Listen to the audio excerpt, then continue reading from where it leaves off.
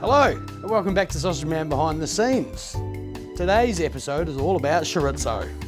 Fermented, cured, and smoked fresh for you every single week. Our chorizo is just as good in a dish as it is straight out of the pack. So clean the hands for the hygiene cam. First we're going to start with the pickling salt. Now we use pickling salt because we cold smoke these products, and if we don't use pickling salt, then there's a possibility of botulism in them, and we don't want that.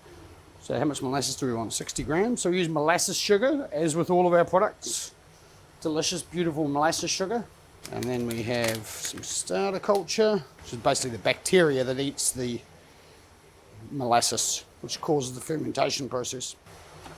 So we use acerola. So this is a vitamin C derivative from a plant from South America, and we use this for as an antioxidant for the sausage. This is our recipe sheet. So we just basically put the number in here of how many kilos we want to do, and then this tells us the totals of all the different products that we need. Right, so then we get one of these, and then we write chorizo on it, because that goes in there, so it doesn't get confused with other mixes. So when we're making the fermented products, we keep the spices and the salt and the starter culture and the acerola all separate, because they are added to the mix at different times in the process. So we use smoked paprika from Spain, and there's a sweet variety and a spicy variety. So hot paprika, 200 grams. The colour of the chorizo comes from the large amounts of paprika that we put into it. Sweet paprika, 300 grams. Yeah, so we get our smoked paprika from La Purísima. It's a small producer of the finest smoked paprika in all of Spain. And we also have a little bit of, quite a bit of oregano, so 40 grams of oregano. I'll do it the other way for you so you can see. We also need 10 grams, 20 grams of garlic. Here we have the oldest garlic crusher in the world, I found in the second-hand shop.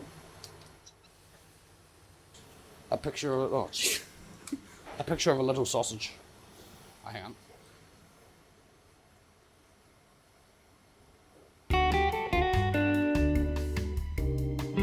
If you've seen any other behind the scenes episodes, you'll know that we always start by trimming the pork bellies. So I'm just going to skip that part and jump straight into the mincing.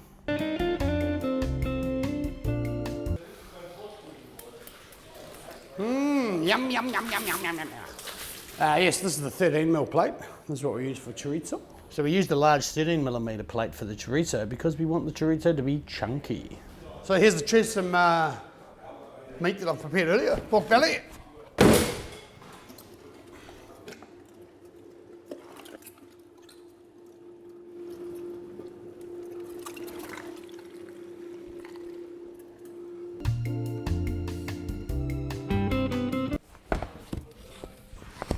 With the starter culture, we need to put some water in that just to activate it and to break up the molasses sugar, which is very clumpy.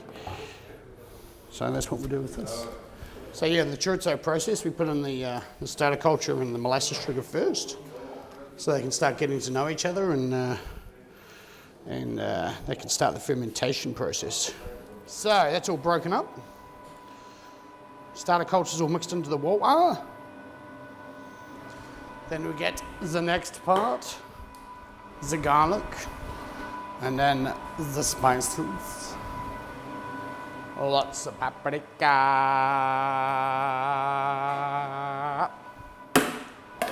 And then the acerola, we also mix some water in with that, just so it gets nicely spread around. With the production of the chorizo and all other fermented products, we always put the starter culture at the start with the sugar, and then we put the spices. And then we mix that for a while until it's all come together. Then at the end we put the salt in because we don't want the chorizo to become too sticky, because if it's too sticky, then when the fermentation process starts, if it's too sticky, it won't be able to release moisture. And if it can't release moisture, then the inside of the sausage will be raw and the outside will be hard and dry. So same as the fresh sausages, do the old sticky test.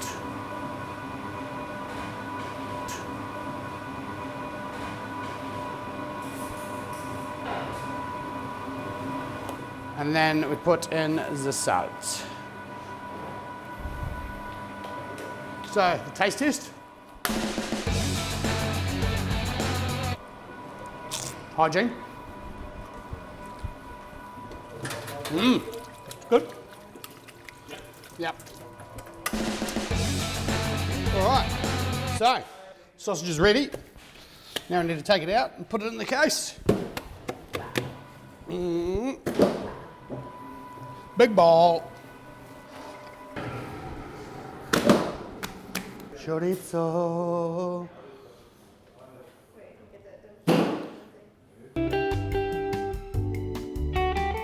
So, putting together the machine. Sorry, no whistling. Hygiene cam.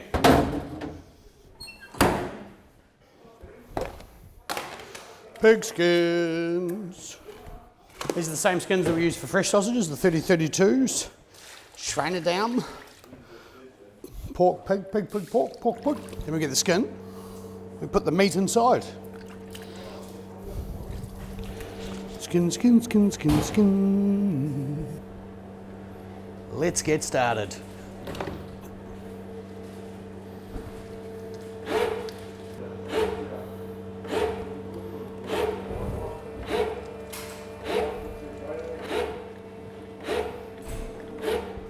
Chunky chorizo.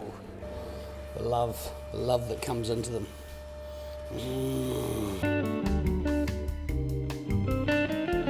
So we hang them up to dry them out overnight. Oh, it's going wild here. Look, here we go.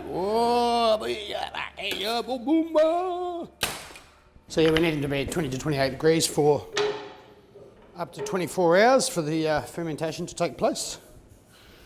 So basically we just hang them here in the production where it's very warm, and tomorrow we smoke them. So we just spread them out on the sticks so they got a bit of air in between them. Whoop. Just because if there's no room between them, they won't dry properly and smoke properly. So then we put the fan on them overnight, and in the morning we come in and smoke them. Fan, air, fermentation. Fan, air, fermentation.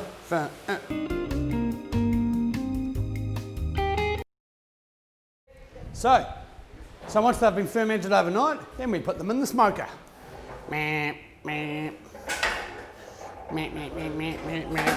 So when we cold smoke the chorizo, it's the same as the bacon, as you may have seen in one of our previous videos. So it's cold smoked at 25 degrees for 40 minutes. And there we have it. Chorizo.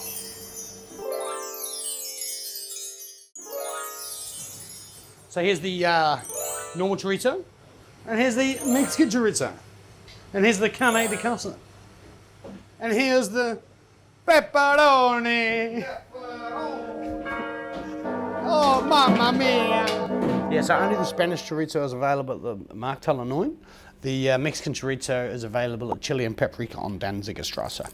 So the difference between the Spanish and Mexican chorizo that I make is the Mexican chorizo also has cumin in it instead of garlic, and more of the hot paprika than the sweet paprika. Hygiene cam. Chorizo are ready. Now we're going to pack them. Some beautiful chorizo. It's been fermented, cured and smoked. So then we pack them into these bags like this for you to take home. So you don't need to cook the chorizo first, you can just eat it as is. Or you can also cut some up, chuck it in a pan, fry it off and then cook some eggs with it. Delicious.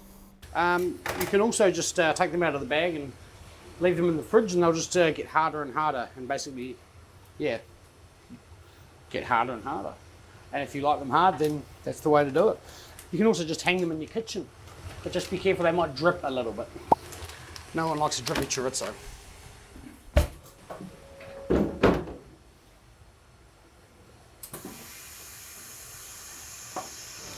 Here we have our pre-packaged chorizo pack. Put on the secret code, put it on there, push the button, chuck the label on the back, and there we have it. I haven't done that before, that's like incredible. All part of the service.